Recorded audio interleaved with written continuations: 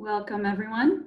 On behalf of the University of Iowa Hospitals and Clinics, we thank you for attending today's presentation on transplant with Dr. Axelrod, Professor of Surgery and Surgical Director of Kidney, Pancreas, and the Living Donor Transplant, and also Dr. Christy Thomas, Professor of Internal Medicine and Pediatrics, and Medical Director of the Kidney Transplant Service. Our faculty's goal is to share information you can use about the latest therapies and in medicine and techniques in medicine, and answer your questions about how to partner with us in the care of your patients. These are informational presentations to enhance your clinical practices and to provide you with the most updated information we have. No CME credit is provided at this time. This program is being recorded and will be posted to our educational resources for referring physicians webpage. We certainly encourage questions throughout the program with the chat function.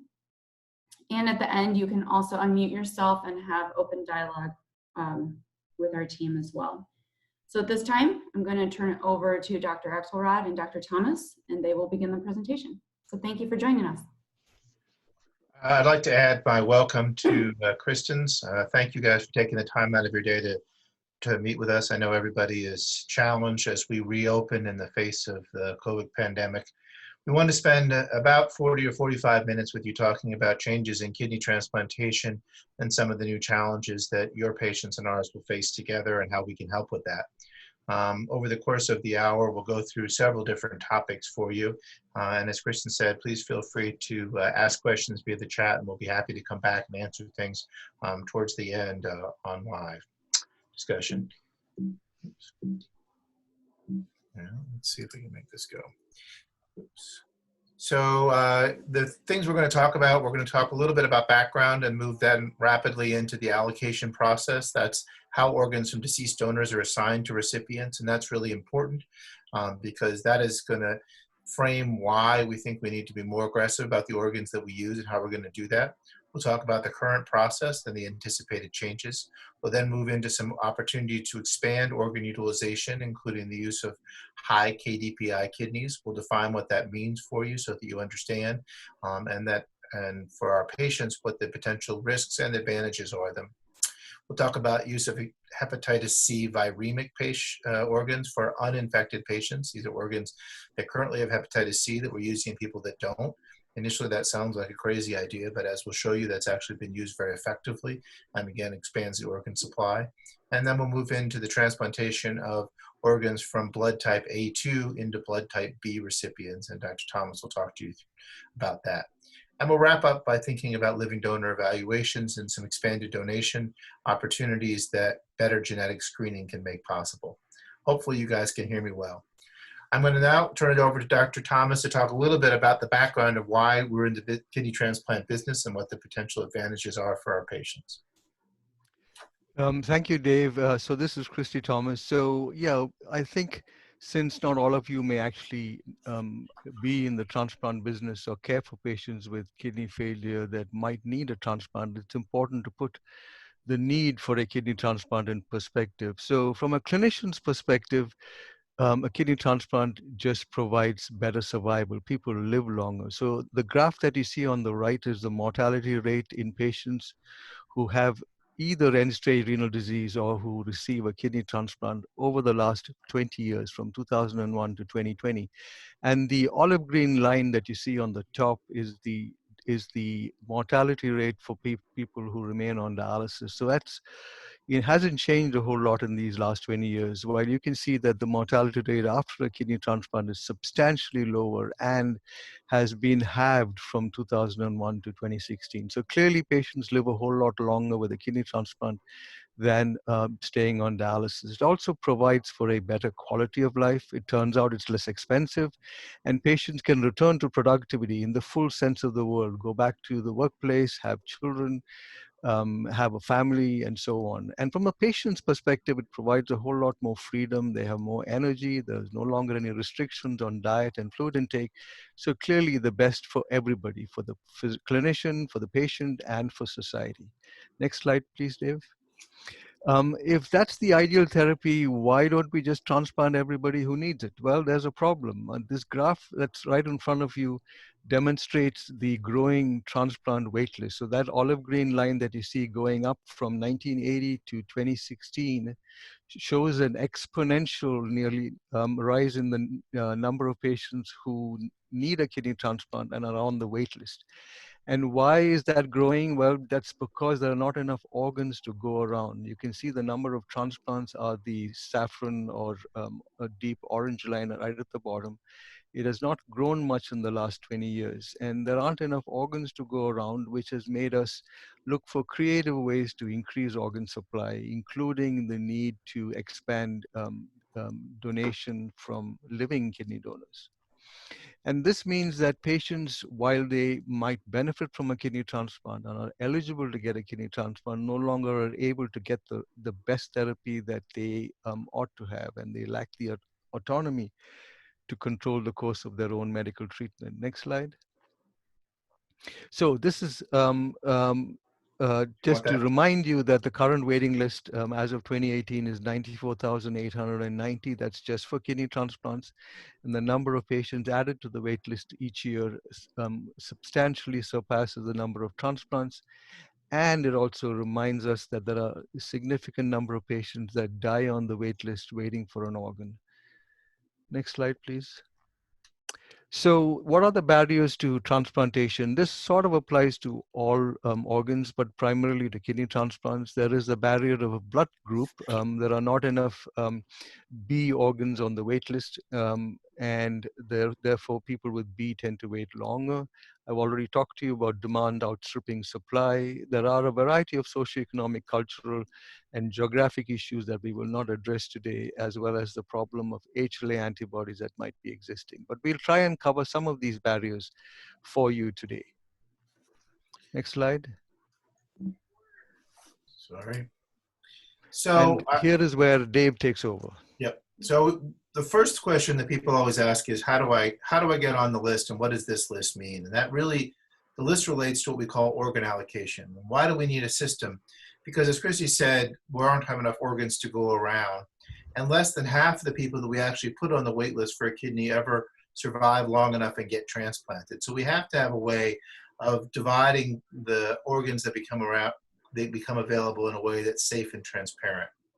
And this is the UNOS numbers. Most recently, we see 113,000 people waiting for a life-saving transplant. So the goals of allocation are to do a number of different things. And for each organ system, we balance them a little bit differently. So we clearly want to reduce the wait list on death on the waiting list. We don't want people dying while they're waiting for organs. And so certainly for things like liver transplant, as shown in the recipient here, or heart transplant, we tend to give the organs to the person that is most likely to die without a transplant as soon as possible. But we don't want to give it only to people that are the sickest, because what we'll do is not utilize those for their best benefit. And so seen here is a young girl waiting for a kidney transplant. Again, thinking about it, we want to make sure that the organs go where they're going to last the longest. We have to be sure that we can give them in a way that people feel like they've got an equivalent shot at getting an organ, and we don't give them in ways that advantage certain people based on factors that are out of their control, so race and ethnicity and age and that sort of stuff. And finally, we do need to think about the cost and outcomes of the system, so we talk a little bit about efficiency. So in kidney transplantation, we've had a long history of gradually evolving the way that we divide organs to make better balance between these four factors. In order to understand how we give kidneys out, you have to first know something about how do we assess how long a kidney that's been donated is likely to last, because clearly the kidneys that are going to last the longest, we would like to get into people that are going to last the longest, the younger folks. And so that has been developed into a system called the Kidney Donor Profile Index, or KDPI. KDPI was developed by looking historically at what happened in kidneys that were transplanted over the last 30 years in this country, and developing a model that predicts and scores those kidneys from 0 to 100. And opposite of what we all had in school, Kidney Donor Profile Index goes from a best score of 0, meaning there aren't any kidneys that are better than that one, to 100, meaning that of the 100 kidneys that would become available, 100 would be better than that. So scores of KDPI that are low or better, scores of KDPI, tend to be kidneys that will last a shorter period of time, but may still benefit the right patient. We determine that KDPI score by looking at the age, height, weight, ethnicity of the donor, history of hypertension and diabetes, cause of death, the creatinine when they die, historically hepatitis C virus status, although that's changing, and finally what we call donation after cardiac death. And shown here on the right, you see that compared to a KDPI of less than 20, those best organs, where at 5 years out, more than 85% of them are still functioning. You see, if you get a kidney profile index of greater than 85, your survival is about 15 to 20% lower. So why would you use those? And we're going to talk about that.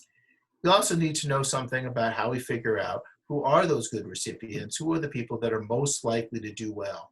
And there's something called the expected post-transplant survival, or EPTS. EPTS score is based on your age, whether or not you have diabetes, whether or not you've had a prior organ transplant, which tends to make people have a shorter length of survival after they get another transplant because of antibodies and things like that, and how long you've been on dialysis. So the longer you've been on the dialysis, the less time we expect you to survive afterwards. And we know that these things interact. So here's the EPTS score curves. Again, if you have an EPTS score that's low, you're expected to live 8 years with very low rates of mortality. Whereas if your EPTS score is quite high, we see that almost 50% of those patients have actually died by 7 years. And so what the new system does is to try to match those two things together by getting the best organs to the best patients, and the organs that still have benefit but might not last as long to the patients that also won't last as long. And shown here is how these things interact, so that when you put very young organs, good organs, low KDPI organs into low EPTS patients, you can see very excellent survival. Whereas if you put sort of more marginal organs into people that have more medical complications, you see that their graft survival, even at a year, is substantially different. You also see that these curves are continuing to trend down, where these have flattened out. And that recognition led to a change in the way that we give kidneys away, from just waiting in line to a system that makes a little bit more strategic sense. So kidney allocation is really meant to balance equity, meaning everybody's got an opportunity to get a kidney, and utility. And so to do that, we divide patients based on their survival after transplant, and we divide organs based on their expected survival. So once we have an organ that becomes available, we divide it into 3 buckets: a KDPI less than 20, a KDPI of 21 to 85, that's sort of a mid-range, or the KDPI of 85 to 100. Those are, again, those kidneys that might not last as long.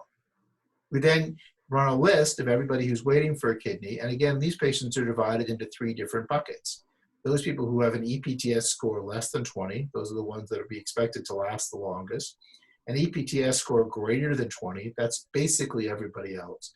And a subgroup of patients, generally folks who are older, or folks that have risk factors where they have a very high likelihood of dying before they get a kidney, who have specifically said they would accept a kidney that isn't going to last as long to get transplanted more quickly. So if you have a KDPI of 20 kidney, it only goes to the people that have an EPTS score less than 20. So we use those young kidneys, particularly for kids and young adults who are expected to have a whole lot of time that they can live with that functioning kidney transplant. The big middle group of kidneys are offered to both the EPTS over 20 patients and those portion of patients that are specifically consented. So just because you say you'll take an EPTS over 25 or KDPI over 25 kidney doesn't mean that's all you're going to get. Finally, if you have agreed to it, we can use these high KDPI kidneys and give those to those consented patients. There are some limited modifications such that kids get some additional preference over all of this system.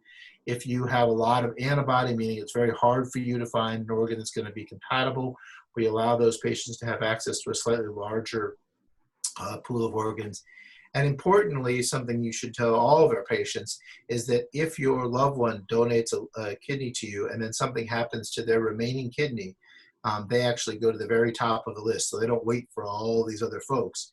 We recognize that living donation is something where we have to keep people healthy going if they've donated a kidney, we're going to do everything we can to make sure that their life span is not affected. So those folks go to the top of the list. What we get as the surgeons and the nephrologists is a list so that when you have a person who was a donor, he died, a 30-year-old died, he has a low KDPI, a little over 20, and a creatinine of 0.8. So the first person, it was given to a 3-year-old, and if they don't want it, a 67-year-old and a 55-year-old and that sort of stuff. And these are the different centers. And so what we try to do is to make sure that we look at this list and figure out who that organ is going to be best for. In general, the higher you up on the list, if we think that kidney is going to be good, that's the person that's going to get that kidney. So in this case, might not take a 30-year-old DCT for a 3-year-old, but I would certainly take it for a 67-year-old or a 55-year-old. So why is this allocation system changing, and why are we talking about this today?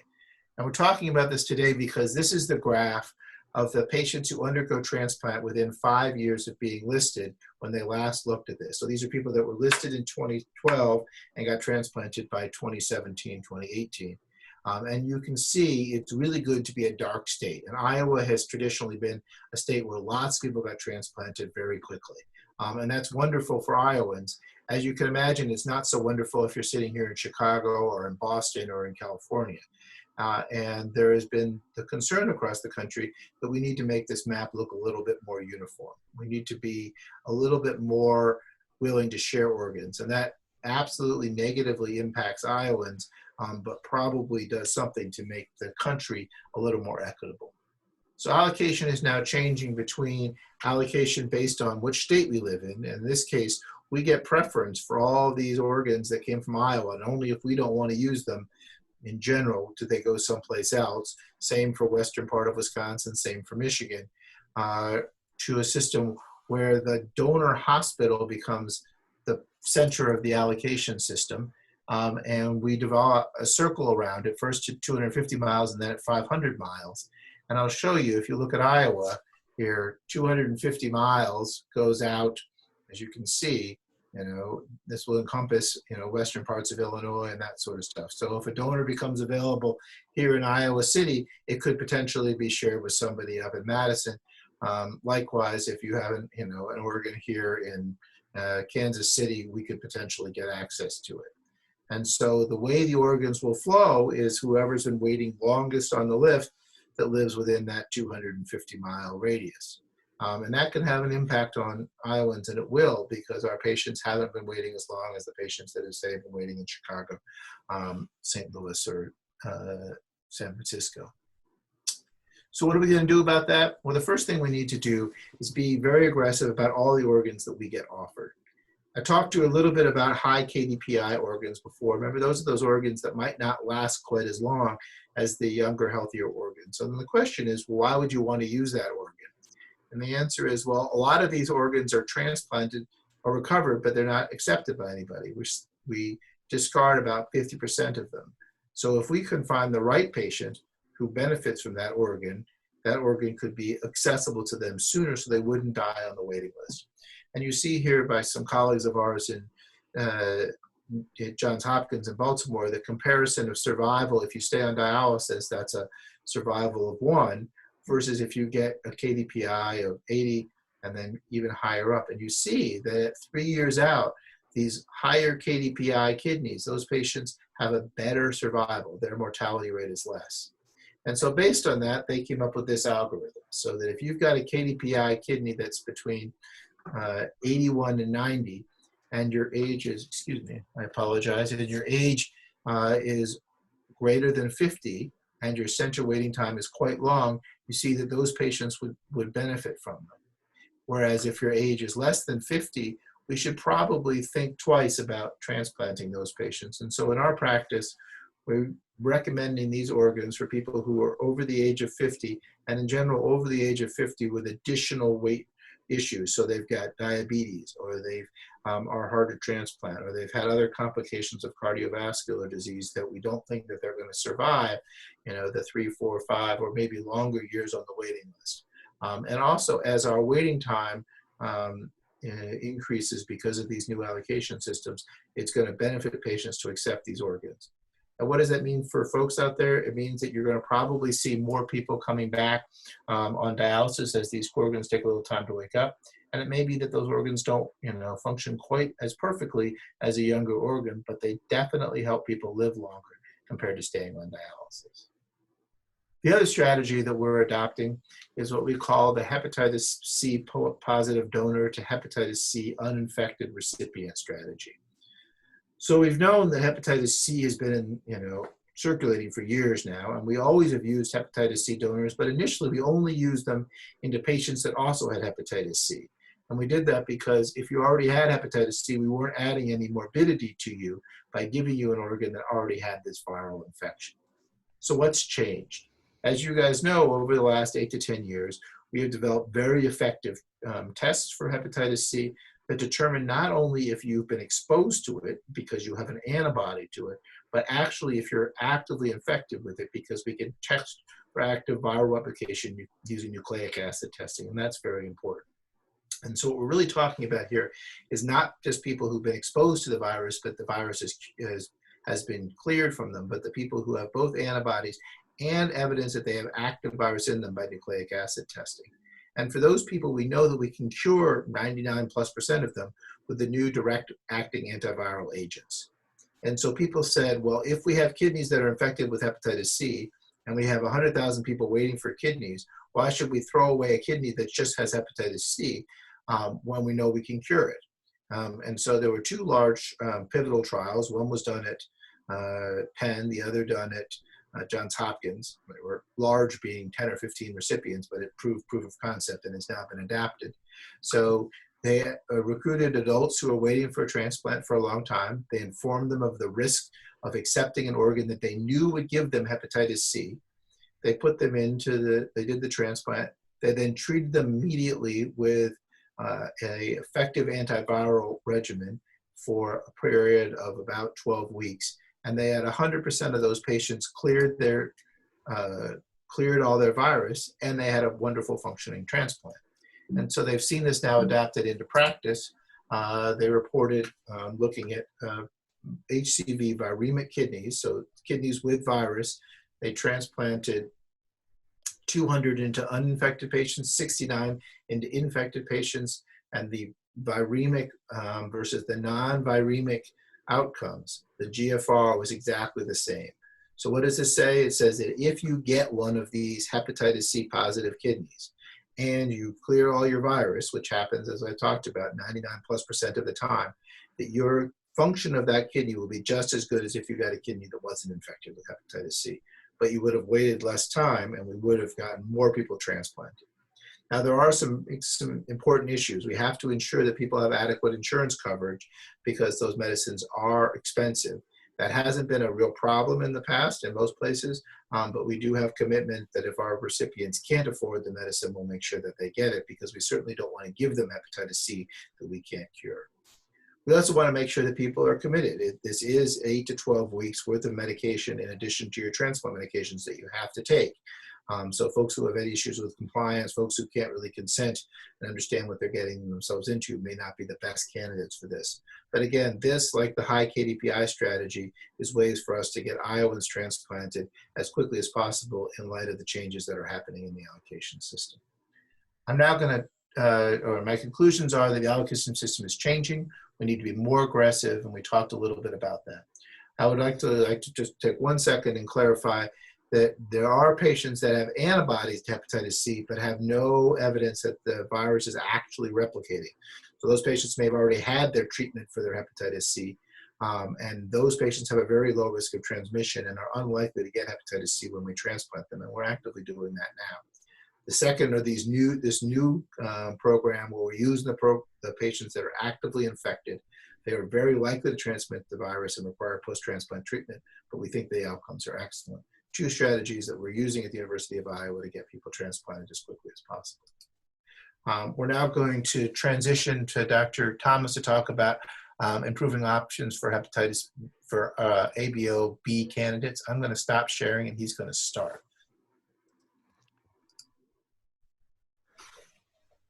While I'm just switching screens,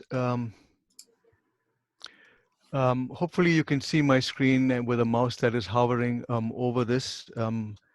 I will quickly get to my area. So um, I am going to talk to you briefly about the options for B candidates. That's candidates on the transplant waiting list who happen to have the blood type B. Why is that important for an organ transplant? It is important because the blood group antigens are not just present on red blood cells, they're actually present on every major organ in the body, including a kidney. And the reason why we have to stay within blood group compatibility is the same reason as in blood transfusions. If you don't have the right blood group, you can have a reaction against the donated tissue or the donated blood in the case of a blood transfusion. And what I'm showing you on this schematic is what blood cell antigens look like. And so the A blood type red cell has the A antigen on its surface, shown here as these lollipops. And in the blood group B red cell has the blood group B antigen on its cell surface, a different colored and shaped lollipop. AB contains both antigens, and the group O blood cell does not contain either of those antigens. The problem is that the antibody that we have in our plasma corresponds to the antigen that we don't have. So the blood group B um, blood cell carrying person has the blood group B red cell and naturally has, from the time of birth, antibody to the A antigen on red cells. And that's the reason why a B blood type person cannot receive A packed red cells from somebody with the A blood type. And what I want to tell you is that it's also the case for B blood type transplant candidates. They cannot receive organs ordinarily from a donor with an A blood type.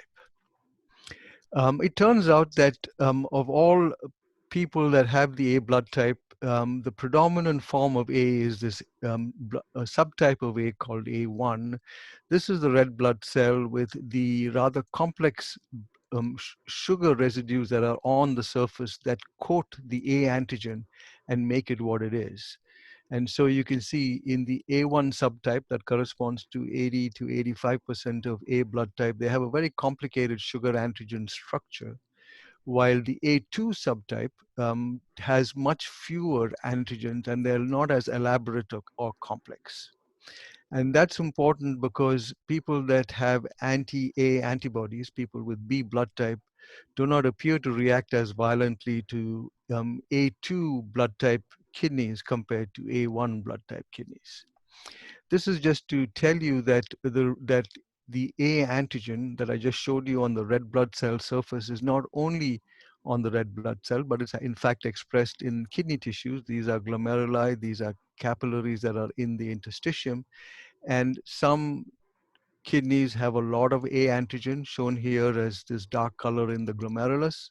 Some have much fewer, with very little in the glomerulus, and yet others have even lower amounts of A antigen in the glomerulus with small amounts in the peritubular capillaries. And that's just a counter stain to show you where the blood vessels are.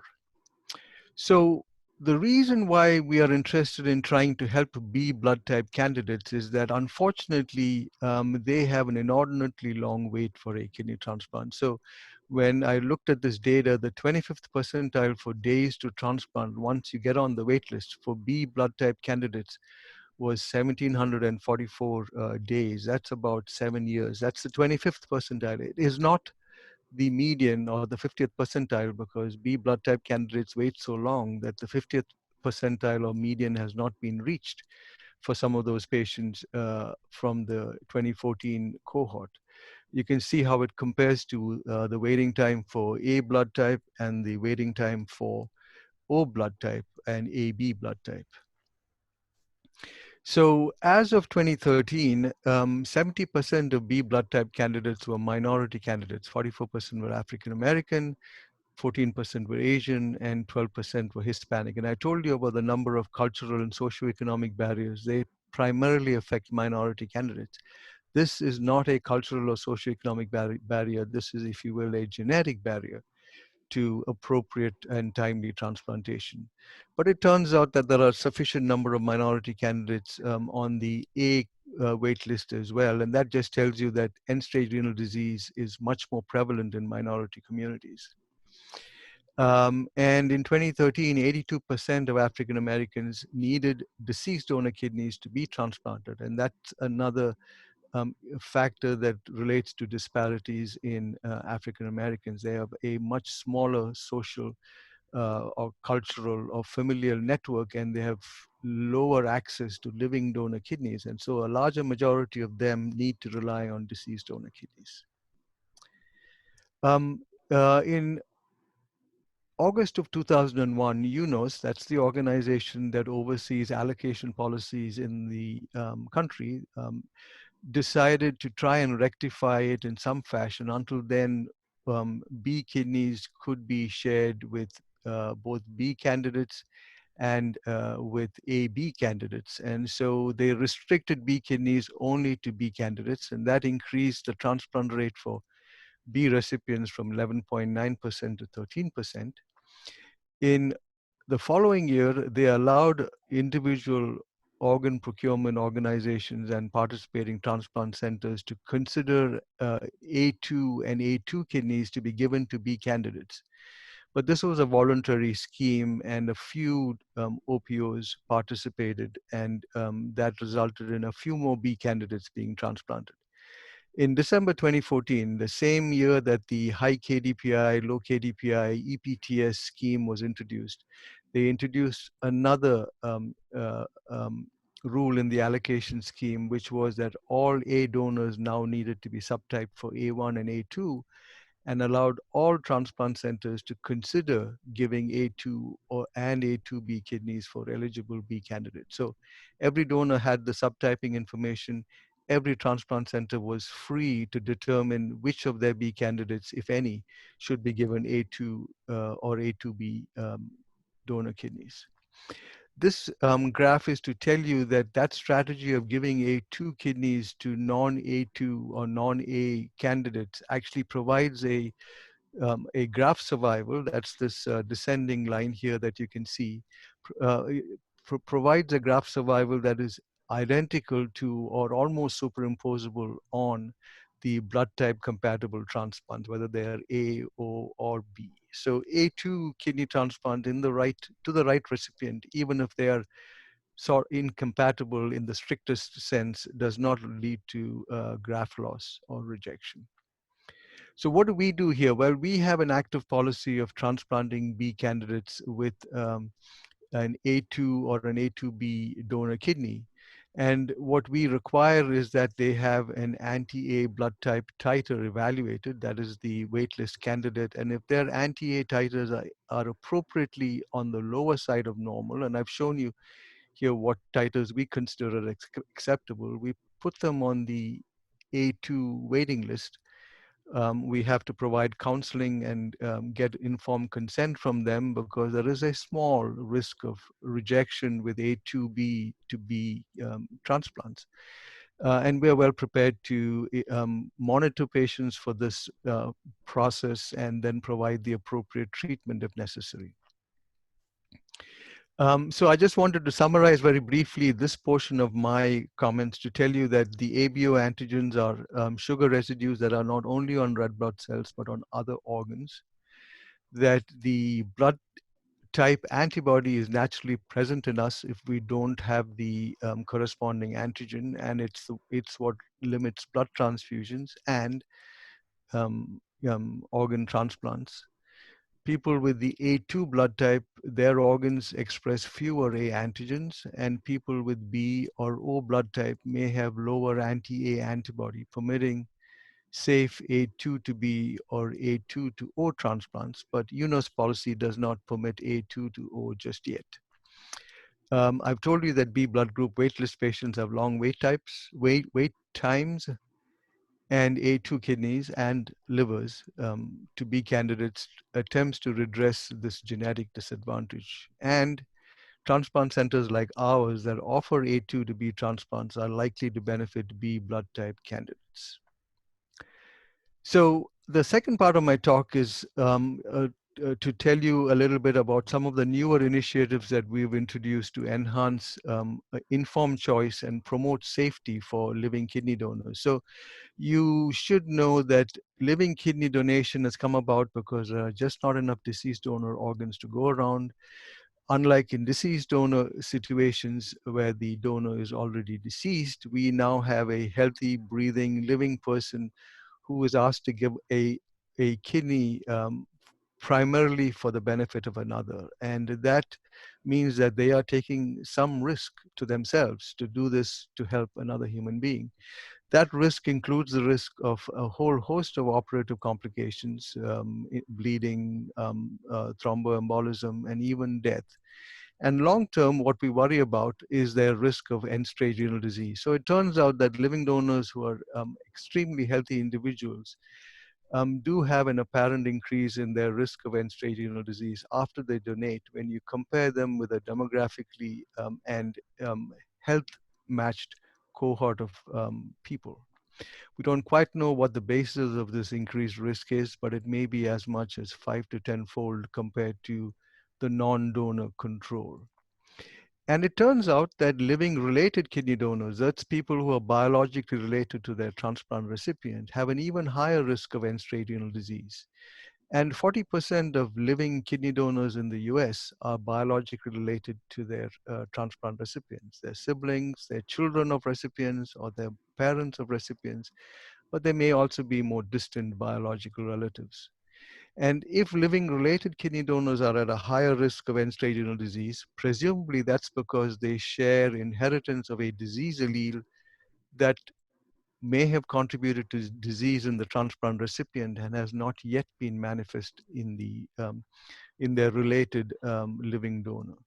This graph is to just tell you the risk of end-stage renal disease in live donors over a 15-year follow-up, and you can see the follow-up includes 96,000 living donors. Is substantially higher compared to if they did not donate.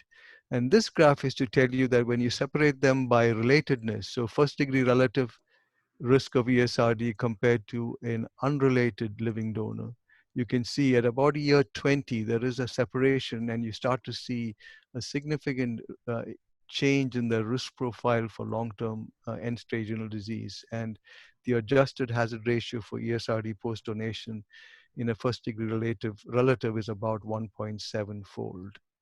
So that places on us a particular responsibility to make sure that a related living donor that presents to a transplant center does not carry a genetic risk for that familial disease. The problem is that many transplant candidates' cause of ESRD is often unknown or assumed, and without that, you really can't do focus screening of the related family member.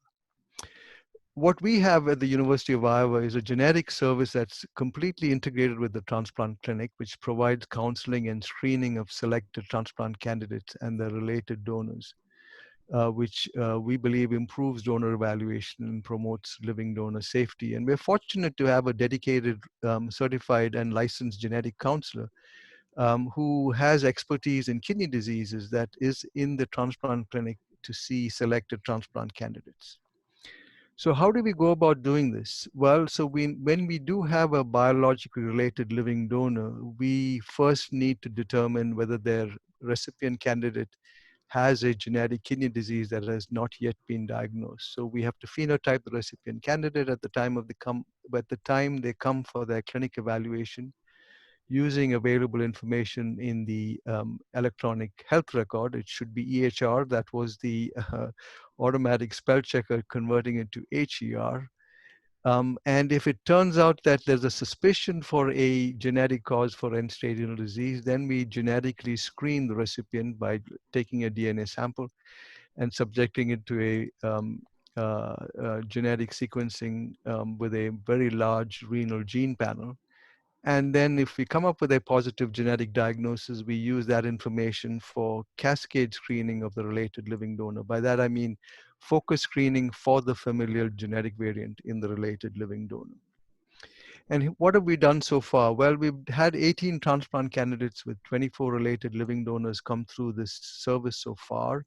We were able to make or confirm a diagnosis in 50% of those recipients. So 4 of them had autosomal dominant polycystic kidney disease, 3 had Alport disease or syndrome, 1 of them had a form of autosomal dominant tubulointerstitial kidney disease from a mutation in the gene mucin1, and another had a deletion in another gene called HNF1 beta. Having seen those 18 transplant candidates, we evaluated 24 living donors. You can see that the male-female ratio is approximately equal. They are a variety of ages, although the vast majority of the donors were very young, increasing their potential risk for the unknown because they have a longer time left to live. Most of those donors were either children or siblings of the recipient, and not, an elderly parent who was long past the age for presenting with a genetic disease.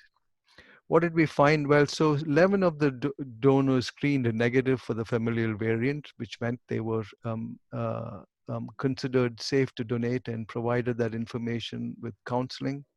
7 screened positive for the familial variant, and of those, um, um, only 1 was permitted to donate, and I'll tell you why in a second.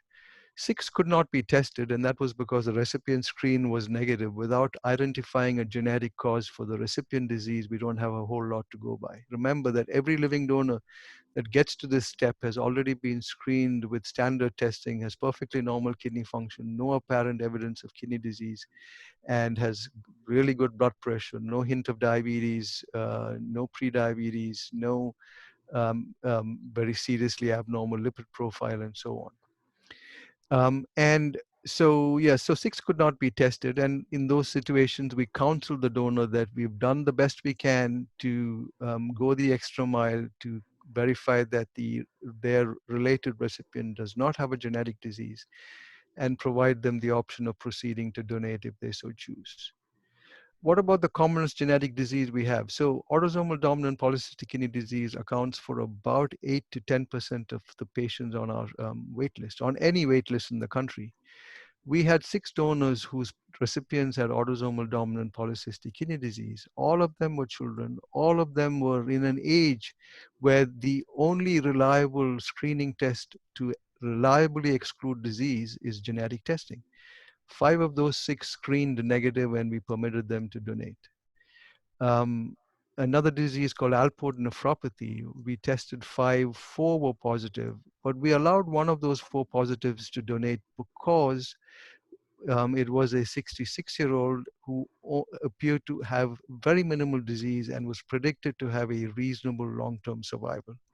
But she was counseled, told about some uncertainty, but given the option to donate, while those that were younger and thought to be at much higher risk for disease were not given that option.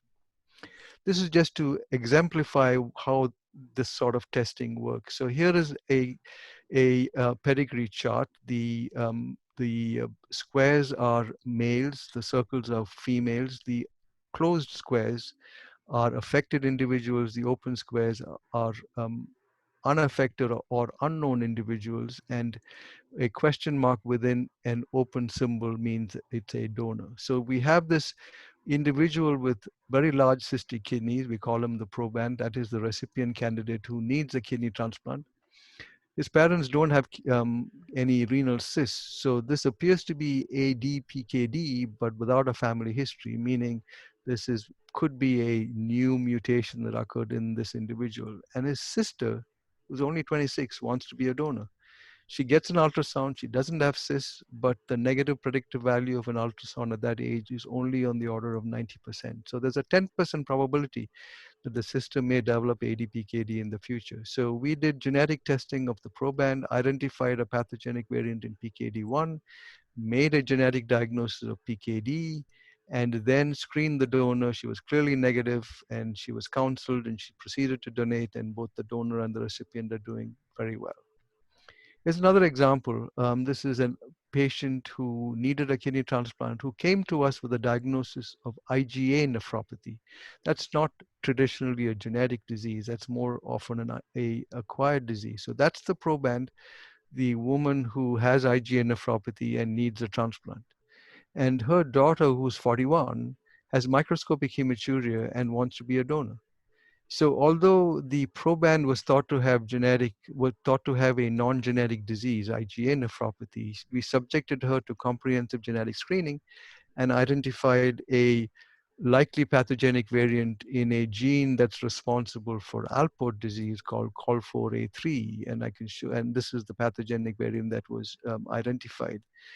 And it turned out that while we were evaluating the donor, we did a detailed sort of pedigree chart construction. And it turned out that 2 other siblings of this recipient candidate also had kidney disease.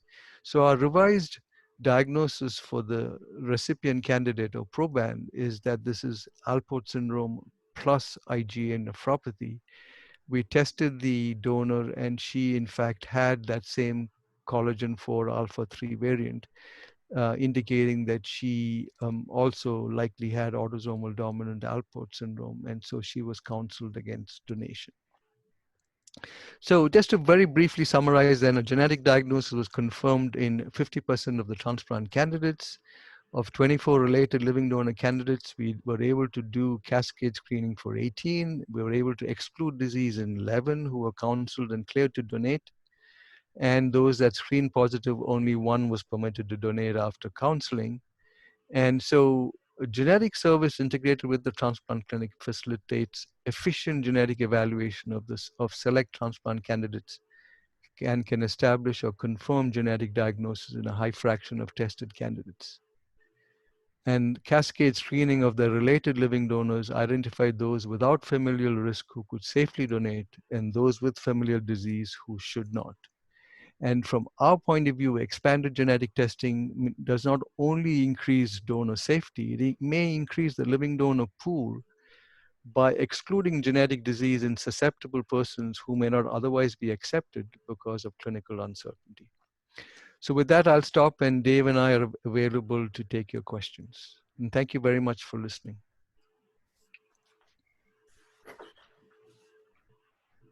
Kristen, did you have were there messages on the chat or anybody else that wanted to do that? I can unmute folks, and if people are interested and would be interested in asking questions. I think there was a question on the registration. Let me pull it up. So yeah, there was a question by, Dr. Dustin Smith. I don't know if he's on yet or not, but his question is, let me pull it up. Do programs at the University of Iowa and Methodist Des Moines participate in the exchange program? I can't comment on Methodist. We participate in the National Kidney Registry as well as the UNOS Registry. We've been very active in the National Kidney Registry. It's a program that allows you to swap donors. So if you have a donor that's not compatible with you, as Chrissy talked about, there are a variety of reasons you could not be compatible, either because of antibodies or because of blood types. Your donor can donate to somebody, and then that person's donor would then donate to you, or in a chain of people. So you donate to one person, that person's donates to somebody else, that person's donates to the person here at Iowa. We've been doing this for many years for internally, and then with this national system for a little over a year, and have done exchanges with California and New York and North Carolina and a variety of other places. So we really think that's a great way to expand the donor pool and expand the opportunities for transplants for people who have willing and cleared living donors. So we know that they're safe, but they can't donate directly to them. Perfect, thank you. Are there any other questions from the group?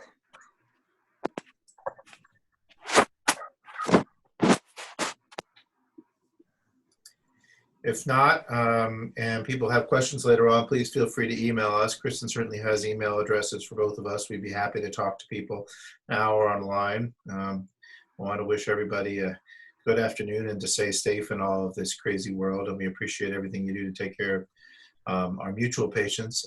Please let us know if we can be of help in the future. And thanks for setting things up, Kristen. Awesome. Thank you. All right. Have a good afternoon, everybody. Thank you. Thanks. Thank you.